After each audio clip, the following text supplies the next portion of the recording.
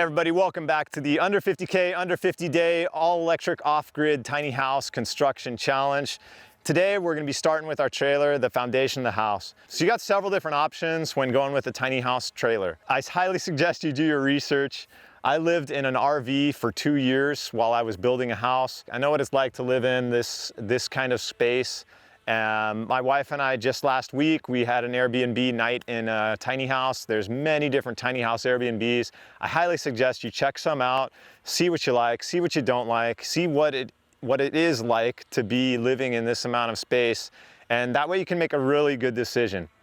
There's a lot of different options that we have here, and only you know what works best for you. So do your homework, spend some time, figure out what you like, and then you'll be much better suited to make a good decision when it comes to picking out your trailer. There's several different options you can do when it comes to trailers. I'd say there's three main ones. First, you've got a DIY trailer, and I'm all about that. I think it's a great option. If you want to bite it off, I say completely go for it. Learn all about it, put your passion into it, and you'll be successful. You will have a couple of hurdles to get past though. If you want to put it on the road, it's got to be certified by the Department of Transportation, and that's not easy. That's going to be a load of paperwork and inspections, and you know, I didn't want to get involved in that process, and that's why I didn't go that route. Your second option is to repurpose an existing trailer. People use goosenecks, car loaders, flatbeds. There's several different things you can do. It's just a matter of how you want to integrate it into your tiny house design. For me personally, I've always done new construction. I've helped friends with renos, but I enjoy working with new stuff. It's cleaner. You don't have to worry about working with an inferior product. And when we're talking about the trailer, that's the foundation for your house. So I wanted to make sure it was top-notch and good to go all the way. So I went with option number 3, which is get a brand new purpose-built trailer. And I did it with Josh over at Tiny House Basics. So I definitely want to give a shout out to Josh. Just somebody who has a really solid website. He lives in a tiny house. He's all about tiny houses. And he's got a really nice backstory on his about page on his website. So definitely check that out. I'll have the link in the bottom of the video notes. And I highly recommend you go with Josh for your trailer. We'll take a walk around and talk about just some of the details of why I went with this particular trailer.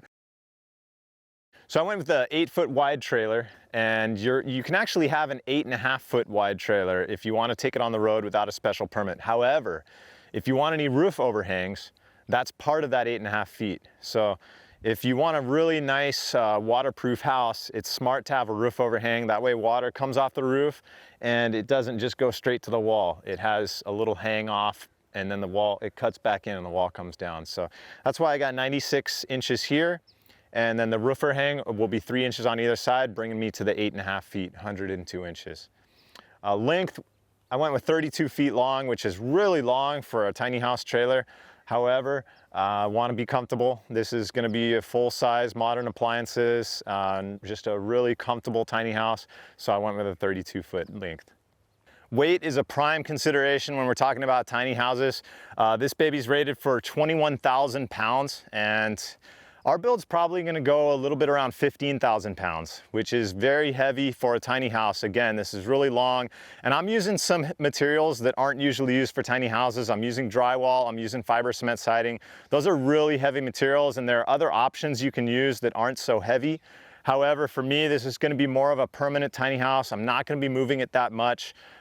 So I did go with the materials. However, I want to make sure the trailer can support that. That's why you see the 3 axles, 7,000 pounds each, and this is the whole trailer rated for 21,000 pounds. Just taking a look at some of the welding here, it's just high quality. You see the welds go all the way top to bottom. They're very consistent, and that's how you can spot a really strong weld. Really high quality materials that they use here. Just very simple, clean look. We'll kind of walk around the trailer, but again, I just want to plug Josh over at Tiny House Basics. They do a really good job. I actually went down and I met the person that put the trailer together. Josh has several different small businesses that actually manufacture the trailers to the specifications. And it's just a small family-run business, 2 generations, just really great service. They helped me out. You know, I had the wrong size trailer hitch on my truck, and they just replaced it for me.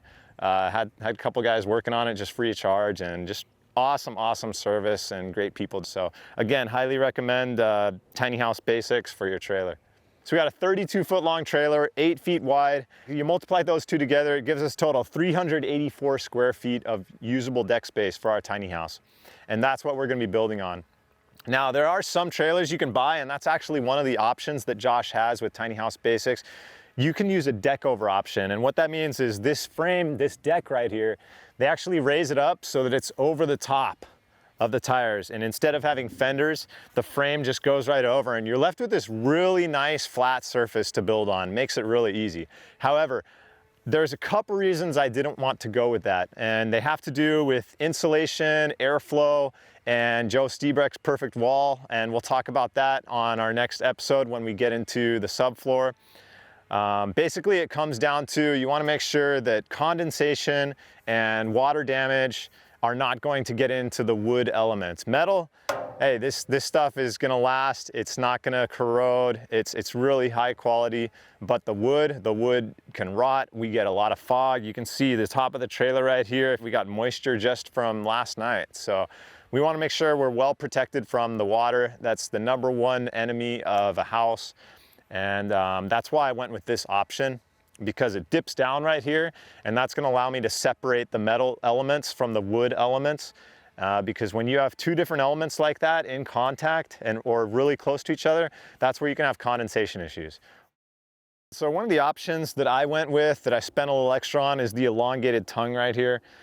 Just went with a little extra space. As you can see in the design here, I have some bump outs that we're going to be installing once we get to the framing episode. And also I have a heat pump that's going to be right here, the outdoor unit of the heat pump, and we'll be showing you installation of that in a future episode.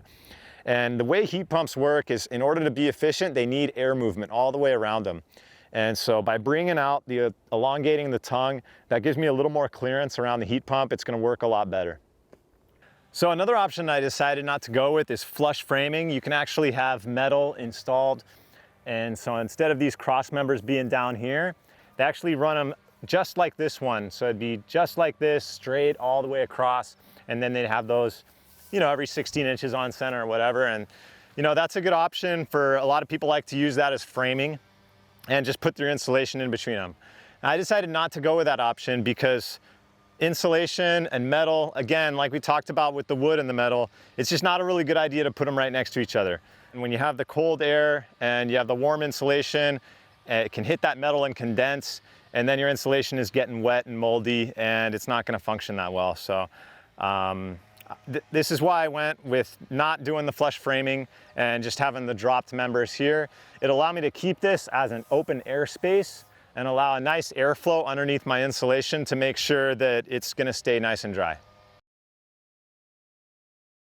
Next steps here, we're going to be attaching some metal flashing, and what that'll do is provide a nice barrier from pests, and also it'll be kind of like a water control barrier, and we'll talk about that when we get into the perfect wall. But you want to make sure that there's no way for water to enter the tiny house, no way for insects, rodents, any of that stuff. So we're gonna put some metal flashing all over the bottom and all over the top of this area, and just make sure that there's an impenetrable wall of metal around the bottom of the tiny house. If you enjoy this channel, if you want to see more material like this, please help us out. Pause this video, hit that like button, subscribe, visit our Patreon page, and support us in any way possible. I really appreciate it. My video editor really appreciates it, and we can continue to bring more content like this to you.